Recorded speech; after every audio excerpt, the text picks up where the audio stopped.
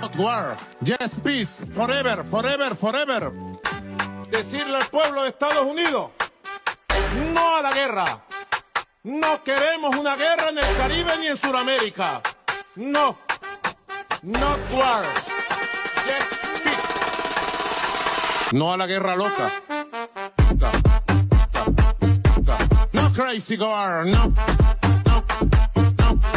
¿Cómo se dice en inglés? Please, please, please. Yes, peace. Listen to me. Yes, peace. Peace forever. Peace forever. Peace forever. Esto se llama lenguaje tarzaneado.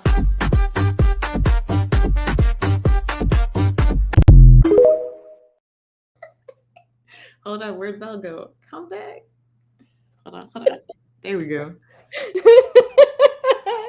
Peace forever. Welcome. Welcome, everyone. Peace forever. Okay, I'm sorry. I can't. It's just so good. No, I can't. Okay, welcome, everyone. We really cannot express enough of our gratitude for your willingness to join us on this Friday evening in our live for our virtual report back and fundraiser. So thank you. My name is Belle. I use zero pronouns. Please use my name. I am with All African People's Revolutionary Party, All African Women's Revolutionary Union, Venceremos Brigade, and Tampa Funa Bombs and Colonized People's Alliance. And Onye, do you want to introduce yourself? Yeah, I'm Onye. I use she, they pronouns, occupied Muskogee, Miccosukee, Seminole Territory. Also organized with the Venceremos Brigade, with the National Network on Cuba, and with the All African People's Revolutionary Party, and Hukamis. Yay! Also, I'm on Seminole, Tocobaga, and Calusa lands, so-called Tampa, Florida. So again, thank you all so much for being here for our virtual live and report back and fundraiser. So tonight, very excited. Tonight, we are going to be talking about what we experienced and what we did when Onye and I went onto Mexico City on the 9th Continental Meeting in solidarity with Cuba this past October. And we're going to talk about why we went, why it was so important. Also, while fundraising for our brigade, Venceremos Brigade, it's an all African, Indigenous, and Palestinian brigade coming up this December. But let me take it back a little because I'm going kind of fast. When we went on the 9th Continental Meeting in solidarity with Cuba, again, this was the 9th, so this has been happening for quite some time. Basically, when we went, there were over 250 delegates from 23 countries all over Abya Yala, which is so-called Latin America, and the Caribbean. And they were all in support of the Cuban Revolution and against the genocidal U.S. blockade, as well as in support of Cuba, the Cuban Revolution, its people, and in solidarity with Palestine. There were a ton of folks, like I said, over 250 delegates, and we had the privilege of going, and we learned so much. We met so many connections. It was incredibly inspiring for me to be in that space, as I consider myself a baby organizer. It was really wonderful to be able to be in a space with so many like-minded humans all over Abya Yala, which is so-called, again, Latin America, and the Caribbean, who are in solidarity with the Cuban people and are aware of this genocidal blockade that the U.S. has had on the island for over 50, 60 years, actually. And of course, it was really important for me. I learned so much. It was very inspiring. Got to meet and talk and connect with comrades from Martinique, St. Lucia, Mexico, of course, Mexico, Venezuela, going deep. Speaking of Venezuela, we support Venezuela as well. And all of those comrades, they're also supportive of Venezuela, since Venezuela and Cuba are friends. They're obviously connected through so many ways, and sovereign. So it was really important, and it is important for us to, as social justice loving people, it's our responsibility to support the Cuban people, um, and be in solidarity and against the genocidal blockade against them, to suffocate their revolution is literally what it says in that memo, and we can put it in the um, chat if y'all want to see it literally. I mean, the gringos are like, right, they explicitly say it. They want to suffocate um, the people so that they overturn their own revolution. So we are now going in December back to Cuba, which is very exciting. But this time it's going to be an African Indigenous and Palestinian brigade, which we're going December 26th to January 7th. And we really need your support. It's incredibly important for us to connect the struggle and become internationalists, because the struggle is international. We have the same enemy, and we really need to be able to end this US imperialist horrible nation. I was going to say something else, but we're live. But we really need your support. It's very important. We really need funds. We fund the struggle, so please fund this brigade. It's really important for us to go and be in solidarity, so we can strategize. We can see the Cuban Revolution in our own for ourselves, and also since we're all Africans, Palestinians, and indigenous people are oppressed globally, these folks are not oppressed in Cuba. And we really want to connect with them, and we want to build together and support the Cuban Revolution. We're going to be doing solidarity work, strategizing together, learning. We're going to be students there. And it's really important for us and everyone, as I mentioned earlier, social justice loving people, to support and fund this struggle and fund the revolution. So please give us money, please. We need it. Anything is helpful, and we'll put the links or the information in the chat, Cash App or Venmo. Just please make sure that you do not include Cuba at all in that tag. Just put travel fund, Florida Travel Fund.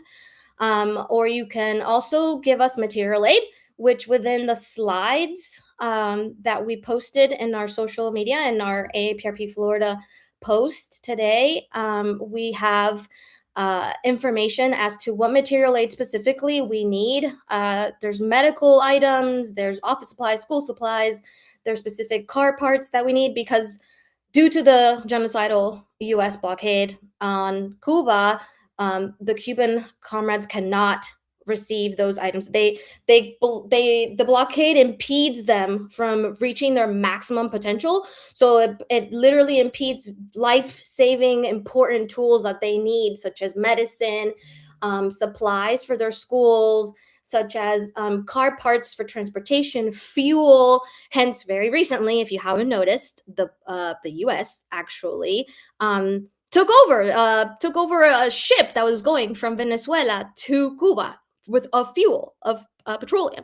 So yeah, we really need all the material aid possible, but stick to the slides, please. Like, all the items are listed there, and of course, if you have any questions, reach out. Or we're gonna have a little Q&A later on too. And Onya is gonna go into more details about what we did in Mexico. But the two places, that you can donate material aid to, there's a donation bin in Gnarly Cuban. Shout out to them for allowing us to use this space without a charge. Gnarly Cuban is a very yummy Cuban restaurant, so they're hosting a donation bin for us there. The address is also in our post, but it's 2545 Coolidge Ave, Suite C in Orlando. From Friday to Sunday. And then if you're in so-called Tampa, then you can donate. You can bring your material aid at the Mutual Aid Center, or it's also called Waters Ave Church, 609 West Waters Ave. And that's pretty much, I would say, every day, but just if you can, it preferably would be Monday through Wednesday in the evening after 5:30. And I think that is all I have for now. I'm going to pass it to Comrade Onye to lead us into the presentation. Thanks, Belle. What a wonderful intro. Also wanted to say hi to the folks that are watching live. Hey, Knowledge for Living. Maybe that's Amina. Good to see you, comrade. Hey, King Bert. Hey, Chris. Hey, Christina, Michelle. Appreciate you all very much for joining our live. We had wanted to do this program in person. Our comrades at Gnarly Cuba were going to host us, but then like out of nowhere, it's going to be 40 degrees. 40 degrees Fahrenheit outside. So we were like, we could not make people come outside and listen to us for an hour, and 40-degree weather. And so we pivoted to something virtual. But as Belle said, you can still participate in person by dropping off your donations at Gnarly Cuban if you're in Orlando, or at the Mutual Aid Center in Tampa. And you still get to hear all about our U.S. contingent, our North American contingent to Mexico City, because you're with us on live. So my name is Onye. I use she, they, like I said in the beginning. I am an organizer with the Vencemos Brigade. I have been since 2019. I'm also an organizer with the National Network on Cuba, which is a national coalition of organizations fighting U.S. policy attempting to destroy the Cuban Revolution, acting in solidarity with the passive people in Cuba who are like the keepers of that revolution. And so like the U.S. contingent to Mexico City was organized by the National Network on Cuba. Like Belle said, what was happening in Mexico City was the 9th Continental Meeting in solidarity with Cuba. It was organized by the Mexico-Cuba Solidarity Movement, which is primarily led by like social justice organizations, and also the Communist Party of Mexico, who we got to interact with a lot, who's really dope. And so they organized like this regional gathering. It was over 556 delegates from 35 different countries. I know, it was wild. So many people. And they were mostly from, of course, Turtle Island, from Latin America and the Caribbean. We met folks from Puerto Rico, so many folks, Venezuela, Nicaragua, Argentina, Chile. It was incredible. It was so inspiring. Of course, we were part of the North American bloc.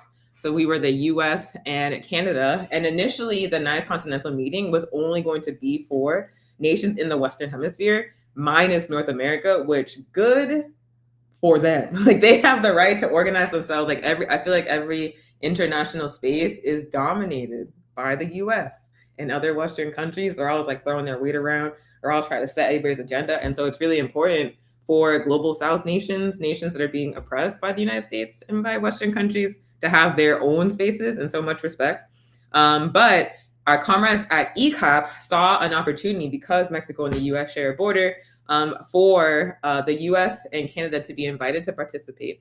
And the reason why they wanted to make that happen is because the U.S. government likes to arbitrarily deny visas to our Cuban comrades, even though they have done nothing wrong, even though they have comrades and loved ones, family members in the United States, even though they've gone back and forth before. All of a sudden, the U.S. is like, now we have decided that you can't come anymore, so we're not going to give you a visa.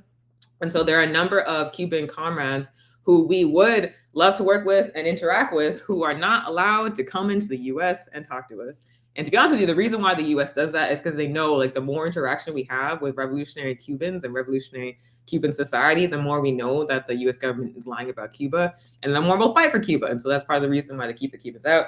So in any case, our Cuban comrades cannot get visas to enter the United States. Mexico is close to the US. And so they were like, what if we got people to come from North America for one day to participate in this regional gathering, to help them understand the necessity of organizing across borders, but also to take the opportunity to meet in person with our Cuban comrades and share about the Cuba solidarity work that has been happening across North America, and also find ways to collaborate with each other across borders. And so that is how we got involved, like the graciousness of our Cuban comrades at the Cuban Institute for Friendship with the Peoples, as well as like the graciousness of the Mexico-Cuba solidarity movement, who allowed us to share space with them.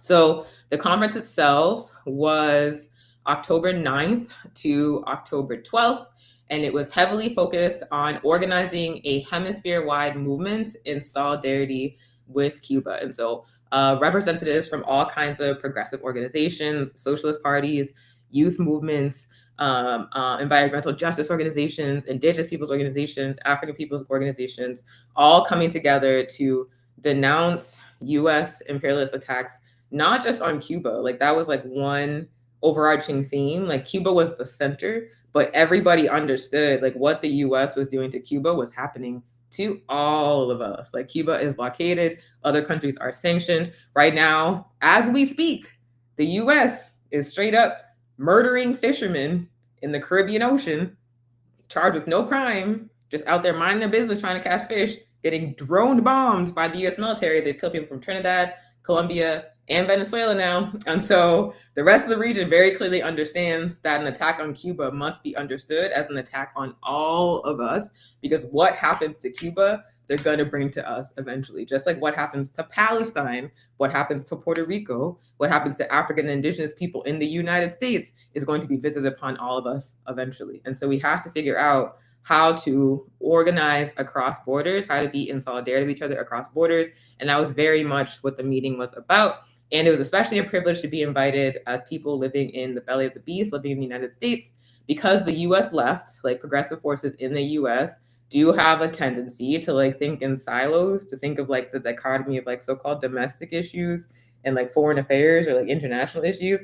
And that's like it's a false binary, y'all. Like, the people giving us hell, the people like cutting off our food stamps, the people raising our rent, the people like getting rid of all even remotely accessible housing, the people defunding our schools, the people over policing our communities. It's like literally the same people blockading Cuba, bombing fishermen, threatening to invade Venezuela, stealing oil that someone else paid for. It's literally the same people. So like it's really important for those of us in the belly of the beast to start to organize across borders. So like ignore like the colonial lines created by pilgrims and instead figure out how we can find connections between struggles across nations. So that was one part of the conference, just like denouncing with one voice US attacks on the Cuban Revolution as attacks on all of us. And then the other part of the conference was putting together an action plan, like a 3-year plan. We love centralized long-term planning, or even I guess it's like short-term because it's 3 years, but it's more than the kind of planning that a lot of people do, especially like progressive people do. Like, we don't be planning long-term. We just go like action to action. But no, they were like, we are going to plan our work as a hemispheric Cuba solidarity movement from 2025 to 2028. We are going to define our priorities. We are going to define like shared days for collective action. We're going to define new structures that we want to build to pursue new tactics. Like, one of the things that they were talking about forming was like a coalition or like a network of like human rights lawyers and human rights organizations who could come together and develop a strategy to contest the dominance of like the US and other powerful nations in places like the United Nations. So they were literally just like strategizing, scheming about how we could work together to make advances in the struggle against the blockade and the struggle against US attacks on the Cuban Revolution. So I have like some pictures and I wonder how this is gonna work on Instagram. Let's find out together. Is this really small? Oh my God, it's tiny. Let's see what we can do.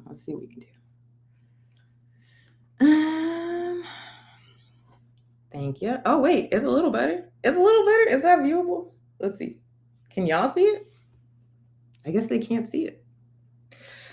Never mind then. Oh wait, no, is it working? Okay, cool. If there's just a little delay. Okay, we're using Restream. I don't know if anyone like knew me during COVID times. I was always on the YouTube representing the APRP, and we would use Restream to stream to multiple platforms. So we're running it back, and so that's how we have like the name tags for me and Belle. That's how we got the slides up. That's how we played the Maduro video. So we're just trying things out. You can't put me on these platforms and not expect me to mess around. So these are some slides. I know it's probably going to be small on your phone, but hopefully you can see the pictures. One thing that we learned at the meeting and with our time in Mexico City is like the roots of the solidarity between Cuba and Mexico are very, very, very deep. Like, I never knew, for example, that there was a place in Mexico called Tuxpan where Fidel and Che and Raul, when they were organizing their plan to kick off the Cuban Revolution, they sailed from Tuxpan, Mexico, back to Cuba in the Granma to kick off the armed phase of the Cuban Revolution. The other thing we learned is that Mexico is the only nation since it's won its independence to never break ties with Cuba. They have been locked in and steadfast through different administrations, through different political lines of power, like Cuba or Mexico solidarity with Cuba has never wavered. And in the present day, they have a progressive president, Claudia Sheinbaum, who I believe is like the elected president with like the highest approval rating on the planet, who is a member of the Morena Party, which is like a progressive party in Mexico.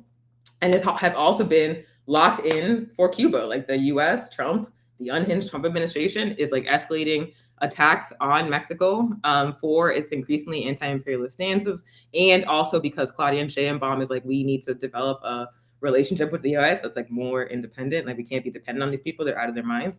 And so the Trump has been escalating attacks, and she just like keeps locking in, like keep doubling down, like keep refusing to abandon Cuba and to abandon other anti-imperialist movements. And the response, of course, is the US threatening to get her out of there, and she doesn't care. She doesn't care. So like it was really cool to see how deep the relationship between Mexico and Cuba was, and also to see how like the party in power was like concrete in its support for Cuba. And so like the meeting wasn't state sponsored, but there were so many different Mexican organizations present that really showed how deep the relationship was, how tight it was. And then the other thing about Mexico City in general, it was my first time there, and there's like a lot of revolutionary history there. Like it's built upon the ruins of, what's it called? Tenochtitlan, like an ancient indigenous city.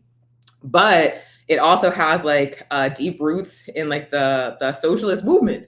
Like one of the side quests that we did was a trip to Leon Trotsky's house.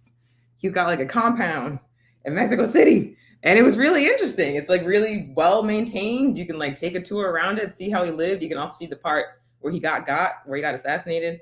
Yeah, it was very interesting. Anyway, I'm rambling. Mexico City, Cuba, deep roots.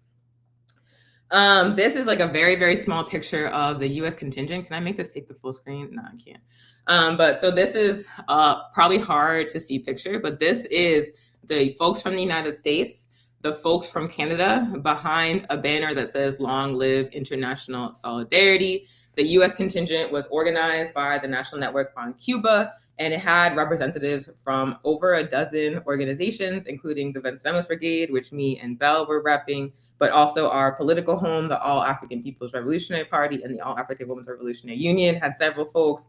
We had folks from the Hatue Project, which is like a material aid campaign organized by the Party for Socialism and Liberation that sends aid to Cuba, like syringes and medical supplies, etc. They were there. We had the Hands Off Cuba Committee, 2 representatives from there. Building relations with Cuban labor, many different global exchange, many different forces with many different political lines all coming together in our contingent. It was really wonderful.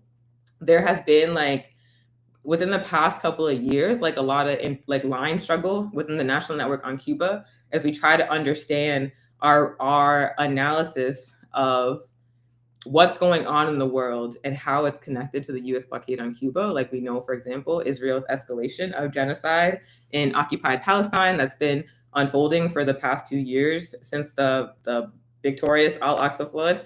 They've been giving Palestinians hell for fighting back, and like every single social justice movement in the world has had to respond, has had to say, this is wrong, because it's literally a straight up genocide, killing babies, killing elders, killing disabled people wantonly for wanting to be free by Israel. And it's being streamed across all kinds of social media platforms. And it's like a moment where you cannot be quiet. You can't stay silent because what they do to Palestine, they will do to us if allowed to do so. So within the National Network on Cuba, like folks are answering that call. Folks are making the connections between what is happening to Palestine, what is happening to Cuba, and like who is doing it. And there's some aspects of the movement, it's a big tent. So there's like some aspects of the movement that are firmly internationalists that understand the connection. And there are some sectors that are like, no, only Cuba. And like, there's like a struggle between those two positions. But even as there's like a struggle between those two positions, the National Network on Cuba has to maintain its unity. And that's been a very difficult thing to navigate against this backdrop of a genocide. And so I feel like we're having a necessary struggle to push us into a more like the correct internationalist position, understanding that the blockade on Cuba is not happening in isolation. It's part of a global enemy of imperialism. Like it's the same people doing the same stuff to all of us, and at the same time keeping Cuba at the center and maintaining the unity of the coalition across difference. So say all that to say that this contingent represented like all the perspectives, and we still had to come together and figure out how to work together and struggle collectively to report back to our Cuban comrades about what our work has looked like and what we want to do together. And so it was just like an opportunity to, build unity and build relationship, even across ideological difference, which to me is like one of the most important things that we have to do as like an anti-imperialist movement, as a social justice movement.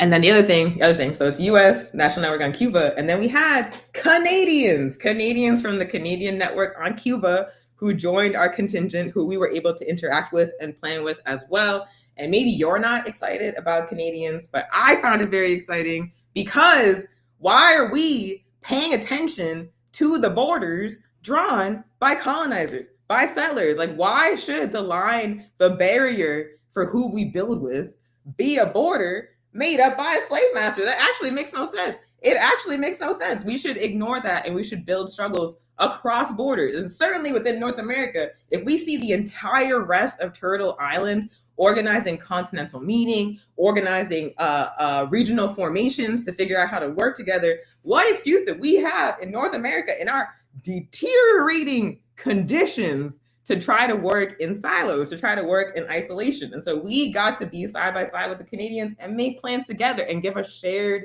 report, like a North American report to ECAB, like not each individual organization in the network, like getting on the mic and talking about themselves, but all of us giving a shared plan and a shared report. It was really wonderful. So that's that picture. That made me spiral into memories. This picture is us on the stage at the 9th Continental Meeting, specifically the Venceremos Brigade contingent and the APRP contingent. It's probably obvious, like the APRP and the VB are like we're all like intertwined. There's a lot of overlap, is what I'm saying. But we maintain our distinct identities. The thing about the APRP is, when we are working in coalition, we are not going to try to dominate. We're going to find like a basis of unity and like work together, like bring our contribution and like respect what is. And so that's what I really, really like about the relationship, because like the VB has its own like really queer, really youth-centered, really anti-oppressive culture, and then the APRP has like its Pan-African militant culture, and it mixes well. So that's us on stage at the 9th Continental Meeting. And then this is just like some assorted shots of the meeting. Oh yeah, there was like a really good video of 100, next year is the 100th birthday of Fidel Castro. And you already know, Cuba's going up, the VB is going up. By the way, if you missed the cutoff for the African Indigenous Palestinian Brigade in December, your next opportunity to come to Cuba with us is going to be next summer, August 2026, the first 2 weeks of August. We are going to take 150 people for the 100th birthday of Fidel in Cuba. Please come with us. It's open to everybody, including your babies, including your children, so come through. But this whole next year is going to be dedicated to that revolutionary. And I am not afraid to say that the world is a better place because Fidel Castro existed in it, and because the Cuban Revolution lives, and he helped lead it and get it, and helped alongside the massive Cuban people to get it to where it is. And so very excited for the next 12 months where we get to like honor his legacy and like uplift the lessons that he left for us, because there's so many. So there was that. And I think this might be, and then these are our Cuban friends, some of our Cuban friends. And so like one of the last days of our contingent, after we had organized ourselves collectively, made like a shared report, did like some shared planning across borders, and then we came together and gave a presentation to the Cubans where we talked about all the work we had done for the previous year and all the work we were planning to do together. And they were very impressed, because let me tell you, the Cubans are very patient with people from the United States. It's a hot mess sometimes. It's a hot mess, but they really are so patient. And I'm really proud that we got to show them like such unity and organization as a North American contingent. We like intentionally moved in a very, very different way than has existed within the network in the past. So I think that's the last picture. And this is going to be like text, but this is just talking about the Continental Meeting. But what I wanted to get to, this is the overview of what we did. So October 9th to 10th is when the meeting happened. For the majority of the North American contingent, we were only present on the last day. I think it was like, how many people was it, Belle? Do you remember? It was like 60, 40? I don't know. 40. Yeah, it was like 40 folks, yeah. Cool. So it was like 40 people. And like I said, the Continental Meeting initially was only for everybody in the Western Hemisphere except North America. And so they didn't want us to be like a huge chunk of people in the space that was not meant for us. And so we were invited to the last day. For the first 3 days, the 9th, the 10th, and the 11th, only like a smaller number of folks from the US or North America were there. So it was the co-chairs of the National Network on Cuba. There's 5 of us. I'm one. There's also Comrade Shaquille. Shout out Shaquille from the Low Country Action Committee. We love her. Comrade Cheryl Labash, long time Cuba Solidarity organizer. Actually got an award from the Cubans for going so hard for Cuba. I love Cheryl. Also has been on the Venceremos Brigade. I met Cheryl on the Venceremos Brigade. Our comrade Leo, who coordinates political education work for the National Network on Cuba, because you are not gonna be able to engage in organization without political education, let me tell you, and Cuba Solidarity work is no exception. Like, you really will just do random stuff if you don't have PE. So shout out Leo. And then our comrade Cesar with Cuba C, New York, New Jersey, who is the other co-chair of the National Network on Cuba. And there's 2 more, Tim and Michael, but they were not present.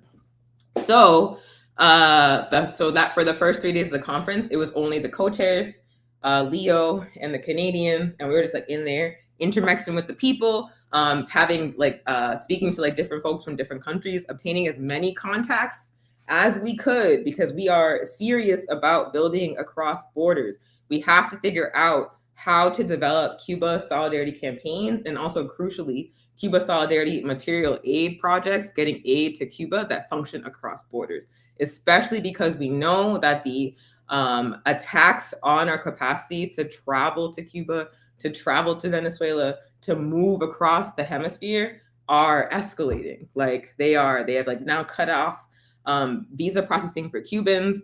They are now reinvestigating green card holders. Like, and I think they like straight up banned new green cards to like Cuba, Haiti, Venezuela, Nicaragua, a bunch of places, and they're investigating the existing ones. They are cutting off flights to different places, parts of the island. They're basically just like, you can tell that travel within our region is going to get a lot more complicated, and moving people being difficult also means moving goods is going to be difficult. And so we have to figure out ways where material aid can still get to Cuba, even if the US tries to act as a choke point. And so we were very, very much interested in getting organizational contacts that we could develop in order to like still be able to do the work that we need to do. The other thing that we were really, really focused on is understanding like what the priorities of the rest of the region were in terms of Cuba solidarity work.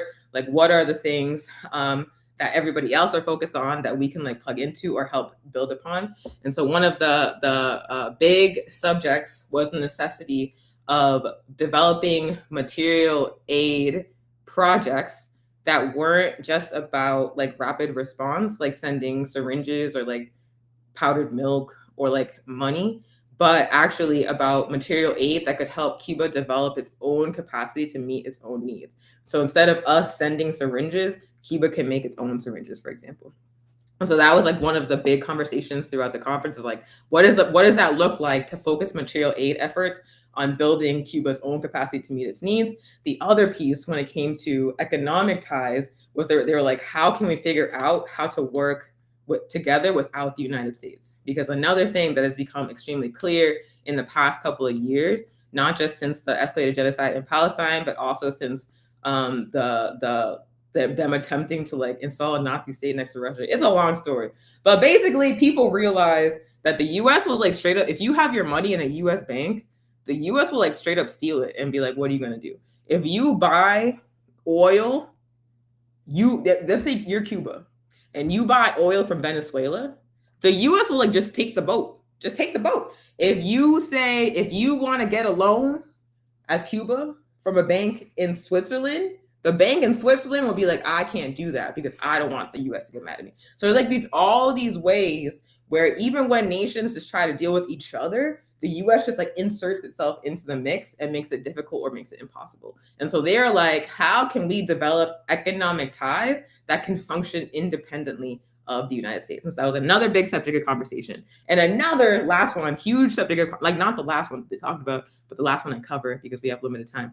The last like really big subject of conversation was the media war, not just against Cuba, but the media war to spread like basically like war propaganda, white supremacist propaganda, and crucially like how it is infecting or how it's like radicalizing youth to the right.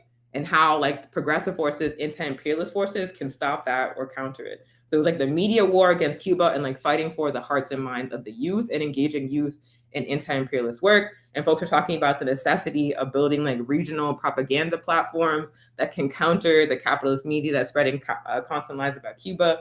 They were talking about how they can mobilize youth beyond traditional anti-imperialist or like leftist or socialist spaces. Like that's one thing I'll say about the meeting is there was like a lot of elder people, like probably like the VB and APRP contingent and also the Venezuelan contingent were like the youngest folks, and everybody else, like most of the other delegates were probably like 50 and up. And people were commenting on that. They were saying that like, you know, we need to like this generation is doing important work, but this generation cannot sustain the movement we need beyond this, like beyond like a particular time, beyond like their lifetime. And we need to have like a constant leadership coming in, like a constant development of new forces. And like the youth are key to that, but only the youth can organize the youth.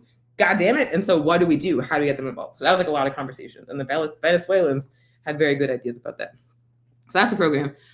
And then, so that's the meeting, the continental meeting. Then we had the last day where the whole North American contingent came.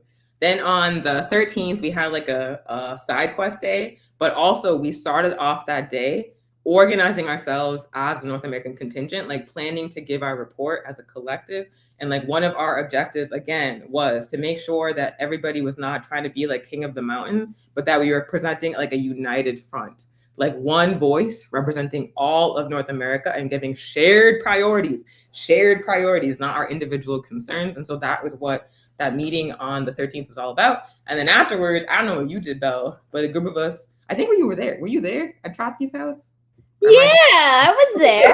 Yes. So we was lit in that house. I know. We were cutting up. Like we were cracking jokes.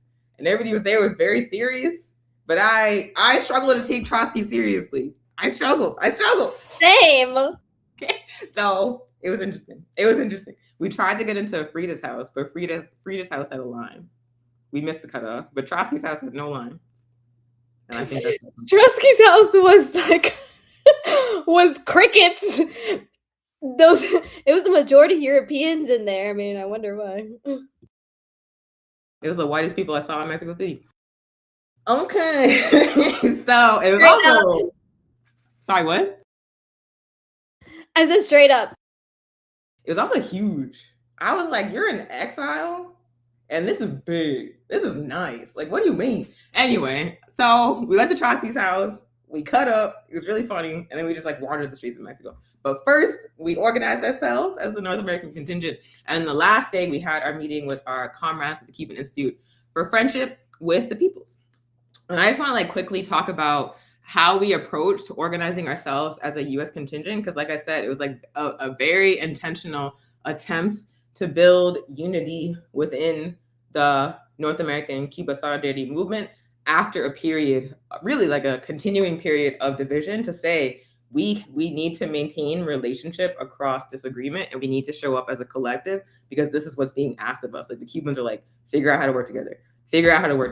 For the love of God, work together. And the US is like, no. And so we were like, we're going to say yes this time and we're going to try it out. So one of the key ways that we showed up as a collective, as the North American contingent, as the US delegation, is like we adopted a student mindset, because that's another thing about when people from imperialist nations go to like global South spaces, is we're always trying to tell people what to do, man. Like we're always trying to tell them like the right way to fight, or what they're doing wrong, or like the errors in their socialism, or the errors in their anti-imperialism. And we don't really, like, at least they're on the board. You know what I'm saying? Like Cuba had like a whole revolution.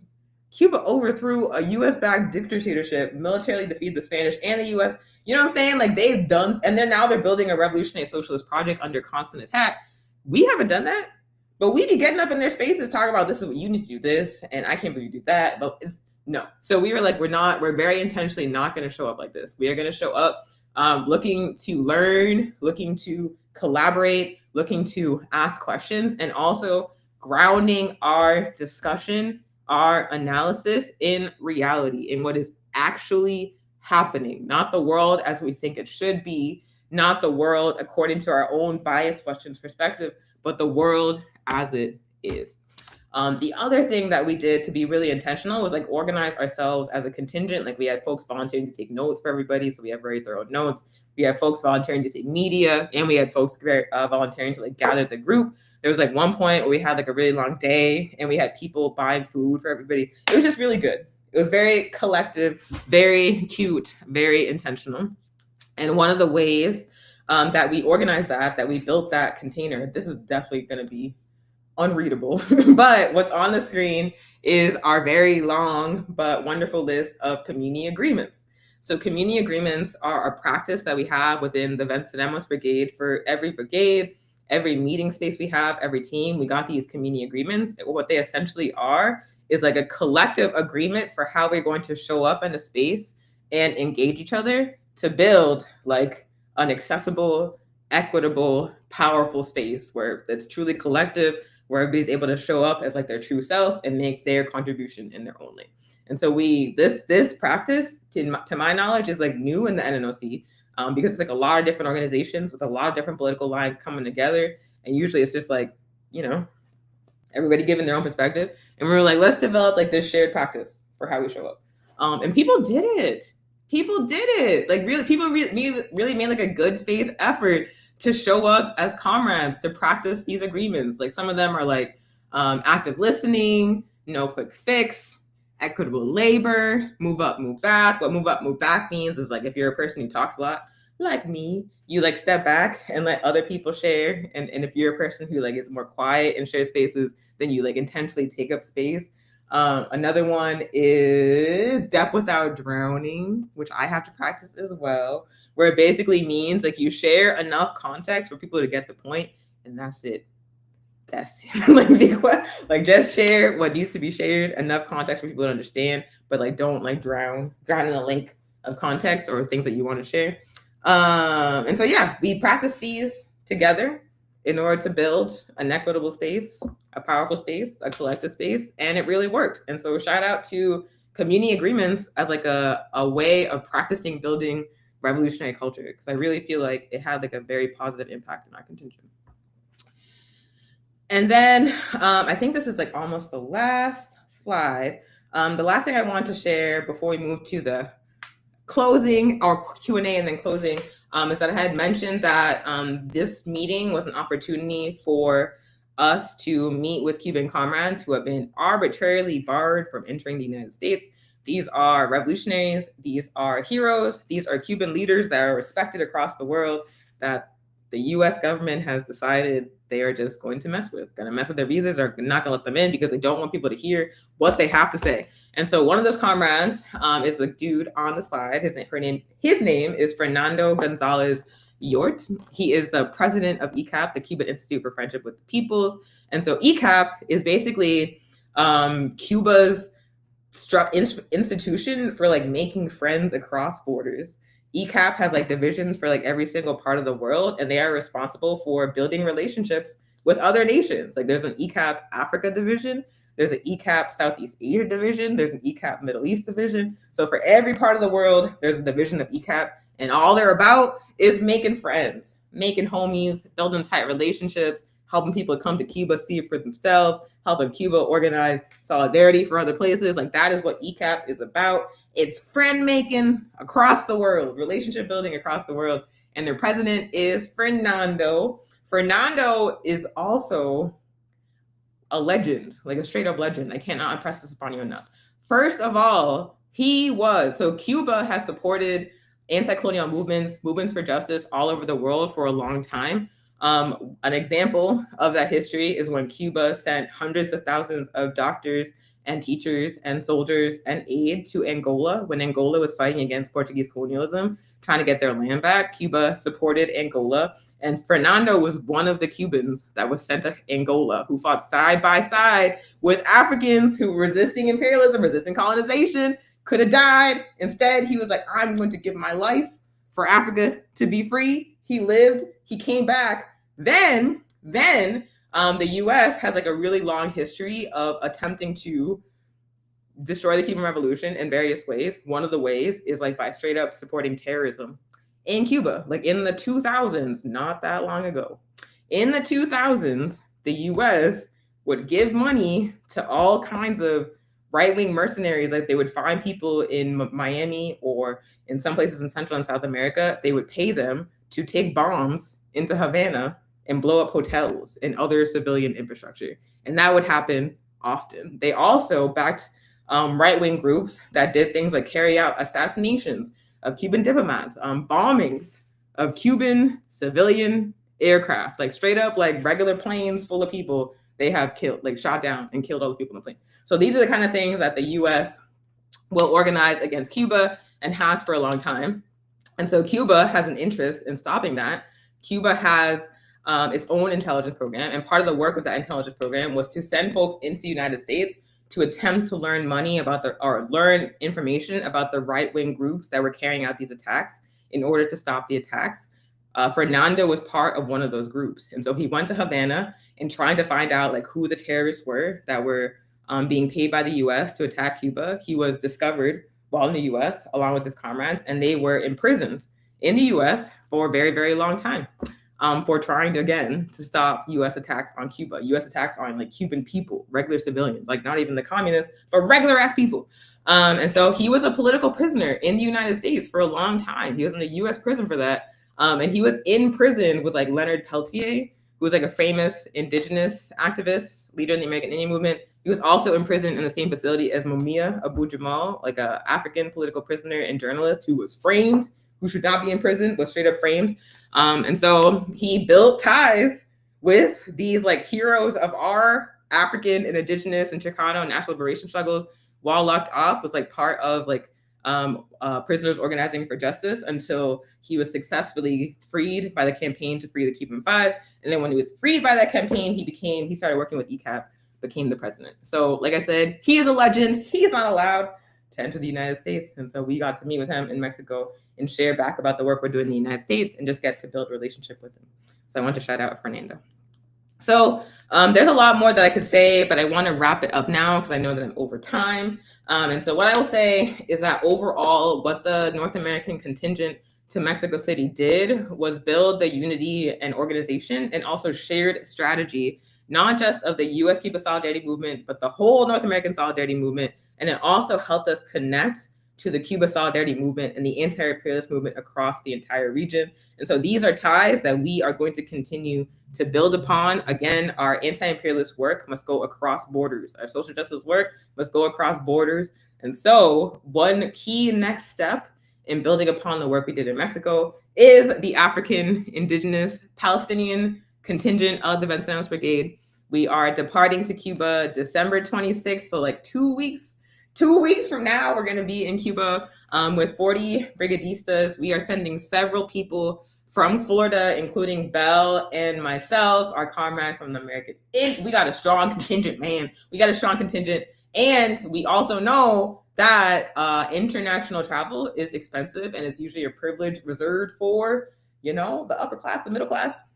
We want to bring the front lines of social justice movements, the front lines of anti-imperialist movements, and that's like poor and working class colonized people, African, Indigenous, Palestinian people. We do not have money. We are not a 501c3. We don't get grants. We don't have rich benefactors. So all the work, like to make this possible, we need the support of our community. We need to take care of each other and work collectively to make sure that people can get on these brigades. And so that is why we are hosting this report back and talking to you about our work and helping y'all understand why it is important. And we hope that you will help us out by supporting to donate, to send folks from Florida to Cuba. We still need a couple $100 more. So anything you give will help. If it's $5, if it's $10, if it's $50, God bless you, comrade. We appreciate you because every single little bit is going to get us closer to Cuba. So we got 2 more weeks to do this. We got the donation info on the screen, but I think it's a little small. So I'll also put it up on the caption. Let's see. So if you want to donate to us on Cash App, APRP Florida, or Venmo, same tag, APRP Florida. You can also support online at vbforcuba. Look at that. Look at that. That's why you can't get me on Restream. I'll just start putting random things on the stream. This is taking It's not random. It's great. Thank you. Okay, so please help get us to Cuba. We are taking donations. We got 2 more weeks to get to our goal. And if you don't have cash, it's okay. You can still help. Can I make this bigger? Can I do it? No, it didn't help. It didn't help. Let's see this. I just like moving the things around. Okay. So if you can't do cash, but you have material aid, if you have medical supplies like acetaminophen, ibuprofen, allergy medication, antihistamines, inhalers are really important. We have like a full list on our Instagram on the flyer for this live. If you swipe left, you'll see the list of all the things that are being asked for. If you have any of that stuff, medical supplies, office supplies, kitchen supplies, auto supplies, dried food products, please drop it off in person. If you are in Orlando, you can drop it off this Friday. I guess not anymore because it closed. So tomorrow, Saturday and Sunday from 9 to 2 p.m. at Gnarly Cuban, which is at 2545 Coolidge Avenue, Suite C. Shout out to Gnarly Cuban. Also, incredible cafecitos, incredible empanadas. So like, don't just drop off donations. If you want a snack, definitely get some food because it's banging. And if you're in Tampa, you can drop off donations at the Mutual Aid Center, aka the Waters Avenue Church at 609 West Waters Ave. And we will also post this much bigger on our Instagram. But that concludes my spiel. So I'm going to pass it back to Belle. Thanks, Onye. That was great. That was lit. Shout out to you. Go tech. Go Onye. Go speaker. Okay. And all other things. Comrade, wonderful person. Overall, an amazing human comrade. Okay, amazing. Okay, now it's time for a Q&A though. And for the sake of time, we do have a Q&A. So, feel free to ask all your questions, concerns. Also, the memo. I don't know how to put the memo of the gringos of the U.S. saying straight up that they want to suffocate the Cuban people from resources from the block by enforcing the U.S. blockade, the genocidal blockade. I have the memo, like the actual. It's straight up from the U.S. website. Like if you do the research, it's right there. But we have the link for you. I just don't know how to do it on here. But oh no, you got it. Either, but I'll put it in the chat. I feel like there is a way to put it up, but I can't do it under pressure. That's okay. That's valid. That's valid. All right. So what questions do you have? What concerns do you have? We have roughly about 10 minutes for this, and then we're going to wrap it up. So if you have any questions, concerns, please put them in the chat now. I cannot see the chat. I can only see the YouTube stuff, but I can't see the live. I can see the Instagram comments. There's also someone cutting up in the YouTube comments. I just want to say, Vito Fidel, you can be mad. You can cut up in the YouTube comments. You can say what you want about Fidel. History absolved him. You know what I'm saying? They tried to kill that man over 600 times. And he died peacefully surrounded by his loved ones. So you can cut up on the YouTube, but the Cuban Revolution will live on. I don't see any. Period. I don't see any questions, but I do see our comrade Michael. Hey, Michael. Hey, Darren. Hey, comrades. Viva Fidel! Viva! Hi, hey, Day. All right. Randy, Cash Money Rasta asking if we made ice pick jokes in Trotsky's house. I'm not gonna lie to you. I don't know if we did it. I don't remember making an ice pick joke, but I do know you could be in the room where he got. I was surprised. And it was an ice pick, and the caption was like someone came to kill him, and he fought them with his bare hands, and then someone heard the commotion, was like, "Do you need help?" And he was like, "I got this." It's not funny. I'm sorry. And then they came back and he was dead, so he didn't have it. That's disrespectful. Let me stop. Okay, sorry. So, sorry. Go ahead. But it is true. That's what it said on the thing. Just accept help. I feel like that's the lesson. Yeah. If you're finding a man who's come to kill you, and someone's like, "Do you help?" Just feel like it. India. Hi, India. We got some pretty good in the chat. Thank you, comrades at the APRP DMV. Ooh, we have a question. So challenges getting through airport security. What are your thoughts and experiences? That's like a really good question. Do you want to try to answer, Bill? What, can you repeat the question? Because I can't see it. Sorry. Yes. Challenges we experienced getting through airport security, and what were our thoughts and experiences? Oh, nice. Okay, yeah. So, like myself, I haven't necessarily been pulled aside for questioning through the colonial borders, like the customs or whatever. But first of all, when you travel outside of the so-called U.S. and you go to Cuba, there's a specific license that we travel under.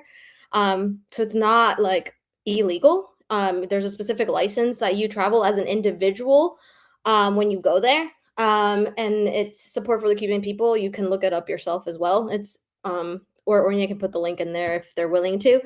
But when they see that you have been to Cuba, it could go either way.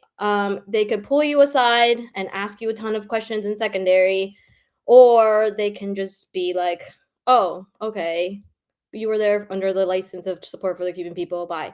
But there have been a lot of comrades, well, not I don't know if a lot is the proper term. There have been multiple comrades, I will say that have been pulled under secondary and have taken their phones by the colonial government here, um, their laptops, and then they don't get it back for like months.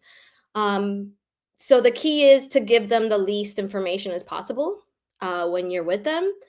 They try to intimidate you, just like they do here to us when we're, when we supposedly run a red light, or we supposedly, are just following the law, really, the colonial law, but they want to stop us for racial discrimination because that's what they do. But yeah, they basically, you just basically need to stay calm and give the least information as possible. That's really what it comes down to. And I'll yield there. Yeah. The only thing I'd add is like, yeah, it is a legal and licensed trip. Like it's not illegal to travel to Cuba. They try to intimidate people away from it and make it as difficult as possible. So people think they are not allowed to go, but it's not. You can take an American Airlines flight to Havana tomorrow if you wanted to. So it's a completely legal and licensed trip. We use the support for the Cuban people license, like Belle said. And the other thing I'll say is that it's like certainly true, especially if you're like coming through Florida, baby, that you can get like additional scrutiny at TSA when you're coming back. They'll just be obnoxious basically. But again, it's like not a crime. Like no one's doing anything wrong. Like we have the right as US citizens to travel wherever we want to and freely associate. Like we decide who our friends are, point blank period. And so it's important to, practice that right. Like uphold our right to go where we want to go and to build relationships with who we want to build relationships with. But the other thing I want to say is that like this targeting of travelers is not just limited to Cuba anymore. In this like present historical moment, like they're going after people who thought that they had like a stable status, like green card hold people who already have their green cards, people who have like student visas, even folks who were born here are getting targeted in that kind of way. And so it's like really important for us to develop a practice of traveling safely, of understanding our rights at these like border crossings, and also moving in a way that does not put our communities at risk. And so I feel like going on these brigades and like learning how to do this together as a collective is like a really important form of direct action against imperialism, to say that you are not going to block the movements of peoples. And then the very last thing I'll say for real is that like Belle mentioned secondary search. It's basically like when you get to customs and you answer the questions and like we want to ask you more questions, like they take you to another room. That happens all the time, and it usually happens to like people who can't speak English. It happens to like colonized working class men and children and families. Like that's who'll be back there, and you'll have like TSA agents, DSS agents, like just grilling them, searching their stuff, intimidating them, lying to them, as the police tend to do. And so that's the other thing, like understanding that we are traveling to Cuba in solidarity with Cuba. We are not doing anything wrong. And although we are being targeted for that still, we are not like the primary targets of that repression. It is like the poor and working class colonized masses that are experiencing that every single day. So yeah, that was the other thing. Like I remember Comrade talking about getting pulled into secondary, and it was all Cuban men that could not speak English, and it was just TSA agents telling them that they couldn't like lying to them about what they couldn't bring into Cuba. Like they couldn't, like just lie and speaking in English. So it's just, yeah, that's the only thing I want to say. Yeah, It's thank you for that. It's not illegal to travel there. You're still allowed to do it. And also they try to scare people because they're jerks. And then question from the Mayday Brigade. Hey, comrades, the other, one of the other big delegations from the U.S. to Cuba is the Mayday Brigade, organized by the National Network on Cuba. I got to go for the first time this year. It was amazing. So comrade from the Mayday Brigade is asking any new health protocols for the VB this year with mosquito-borne viruses. And the answer is yes. So in the wake of, what is the hurricane that just, the last one? Melissa. Hurricane Melissa, that was a extremely powerful Category 5 hurricane that directly hit the east side of Cuba. There was a lot of infrastructure damage, no deaths though, thanks to socialism, but also like a huge, after like Melissa, there was like a huge influx of proliferation in the population of mosquitoes. And because there were more mosquitoes, there was more spread of 2 mosquito-borne illnesses. Dengue, which was already in Cuba, but now is like much more widespread, like a lot more people are catching it. And then the other one, I might not say it right, I think it's chikungunya. It's an African word. Okay, cool. So these are 2, they're similar in terms of their symptoms. You get them when you get bitten by a mosquito. And if you catch it, you might get a fever, you might get headaches and body aches. Dengue has like some serious symptoms if you get like a more intense form of dengue, if you're immunocompromised, where you can like have like internal bleeding and like intense stuff. So scary situation where there's like a lot of people in Cuba who are contracting these mosquito-borne illnesses because they're getting bitten by mosquitoes, because like a lot more. And so on the December Brigade, what we are planning to do is just organize people around prevention and treating the symptoms if they get it. Because the issue is that there's no cure for either one. And there's like a test you can get to like identify which one it is. But because of the blockade, there's a shortage of the test. And so it's very likely that folks will get bitten, they'll get it, and we'll never know what it was. And so all we can do is treat the symptoms. So in terms of prevention, it's like, for me, it's like Africa rules. Like I've never traveled to any place in Africa without taking medication ahead of time and without taking or being really diligent about like mosquito repellent and like keeping the windows closed. And so that's what we're going to direct people to do. Make sure that you have a strong mosquito repellent, like 20% picaridin is what's been recommended to us by a doctor. So like lotions, sprays, lotions last a little bit longer than sprays, and asking people to bring their own and be diligent about reapplying them. The other thing we're going to ask people to do is wear like long sleeve shirts and long pants, because like the more exposed skin you have, the more area for mosquitoes to wreck your stuff. So we're going to ask folks to try to like cover. It's going to be difficult because it's going to be 80 degrees. I personally like a hoochie short. I like having my titties out. So it's going to be difficult for me. But I'm going to make an effort to wear long sleeves. The other big piece, and this is like hardcore Africa rules, is like don't open the window for a breeze, because these mosquitoes bite during the day. The breed of mosquito that's spreading this in Cuba bites people during the day. And so usually like if you keep the window closed at night, you're safe from mosquito bites. Not this time. And so we're going to ask folks to keep the windows closed, to depend on the air conditioning when it's available, and just make sure that we're not letting mosquitoes into shared spaces. And then if folks do get bit and develop those symptoms, like I said, we're going to be focused on treating the symptoms because there is no cure. And for the majority of people who catch dengue or chikungunya, it's going to be mild. Like it's going to be unpleasant, but it's going to be mild. You'll get the body aches, you'll get the headache, you'll get the fever. But if you rest and take acetaminophen, that can address the soreness, and then you just got to wait it out. If you are immunocompromised, there is a case where you might get a more severe infection with these mosquito-borne illnesses. And in that case, luckily, we're going to be in Cuba, which has one of the best healthcare systems in the entire world. I have been on a brigade where someone caught dengue, and that person got extremely high quality medical care from our Cuban comrades. And so that is our plan B. But basically, we're going to focus on not getting bit. And if you do get bit and you get sick, treating the symptoms. Luckily, unlike COVID, the only way you can get these is if you get bitten by a mosquito. So we can't pass it to each other because and that's really, really great because there's no personal space on the brigade, baby. So hopefully that answers your question. Any other questions? I see hashtag end the blockade on Cuba. India's in the chat and Instagram, just going up. Love you, India. Yes, love you, comrade. Sip, sip.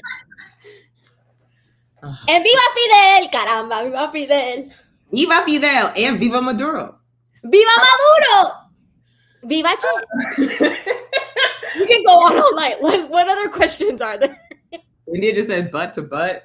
And I don't even know what you're talking about, girl. I think that we're coming to the end of our live because India's in the chat talking about butts. Why are you talking about butts in the chat, India? Okay. I see no other questions. If y'all have additional questions, just let us know. Otherwise, we can pass it back to Belle for the closing. All right, y'all. Thank y'all again so much for being here, for joining our live and our report back and our fundraiser tonight. And for all of you who are already sending in some cash, appreciate y'all. Keep it coming. We appreciate it. So again, as Onye mentioned, and I'll be as brief as I possibly can, because Onye pretty much did a great job. I mean, she literally killed it, per usual. So as Onye mentioned, we really want to be able to continue our internationalist strategizing. We want to continue to support each other, and we need money for the African Indigenous Palestinian Brigade this December, literally in 2 weeks. 2 weeks. Very exciting.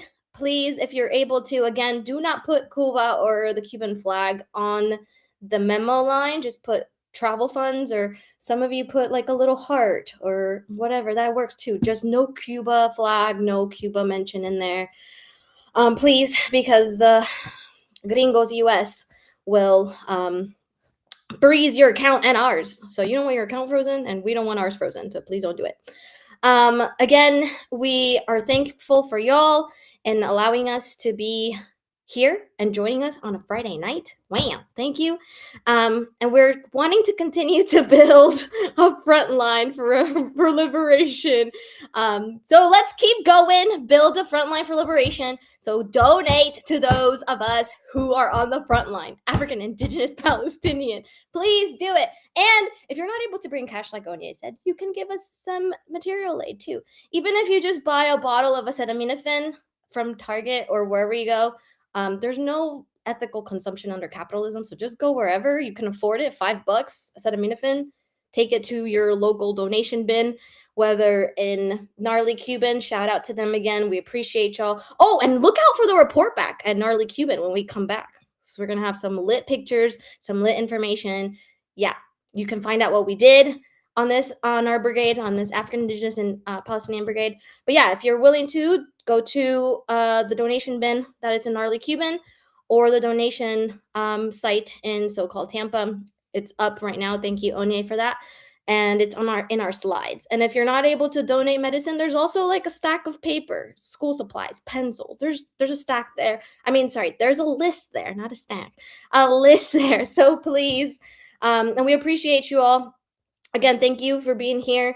And you want to end with a chant, Onye? You want to end? Yo solo sé that our comrade Miladies taught you when you went to Puerto Rico. Solo sé. I also want to play the Maduro video. My favorite song. The best song of 2025 thus far. No remix. No war. No war. Ready? Okay, we're going to play the song, and then we're going to put the fire up, and then we're going to end the live. Wait, we got to do our chant. Okay, sorry. Yes. Okay, ready? The chant. So the chant goes, yo solo sé tres palabras en inglés, for those of you that don't know. Yankee, go home. Yankee, go home. Say it from wherever you are. Put it in the chat, India. This is your time. Put that in the chat. Put it all in the chat. Ready? Let's go. Solo sé tres palabras en inglés. Hey, Yankee, go home. Hey, Yankee, go home. One more time. Yo solo sé tres palabras en inglés. Yankee, go home. Yankee, go home. Hey. In the context where we learned that, like Belle said, our Carmen Miladies, Puerto Rican coordinator with the Afro Puerto Rican coordinator with the Mayday Brigade, family medicine doctor in the Bronx, all around strong revolutionary, took me to Puerto Rico on a mini brigade. And we went to an independence march in San Juan, where like hundreds of Puerto Ricans were saying, U.S. out of Puerto Rico, decolonized Puerto Rico. And they marched through like the tourist district, Viejo San Juan, Old San Juan. And they were all up in people's grills chanting that chant, which means I only know 3 words in English. Yankee go home. It was one of my favorite memories of all time. And now it's like a vocal stem for us. Like we were in Mexico City chanting it. That's why I was so excited, because we were chanting it on the streets of Mexico City, and literally everybody, like all the Mexicans around us, were like, "Yay!" Like this is smiling from ear to ear, and we just kept chanting it in the middle of the street, like "Yo, son, as we walked to Trowski's house, as we walked to the like coffee shop, as we walked to get food, like as we walked pretty much everywhere. But yeah, anyways. Cool. All right. Thank you all. We're going to close out with the best song of 2025 thus far. And please drop off your donations for material aid Friday to Saturday at Gnarly Cuban, or Saturday and Sunday at Gnarly Cuban, all week at the Waters Avenue Church. And we will see you soon. Have a good night. Night. War. Yes, peace. Forever, forever, forever.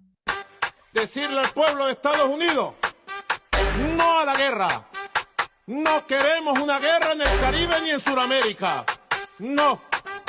Not war. Yes, peace. No a la guerra loca. No crazy war. No. No. No. ¿Cómo se dice en inglés? Please, please, please. Yes, peace. Listen to me. Yes, peace. Peace forever. Peace forever. Peace forever. Esto se llama lenguaje tarzaneado.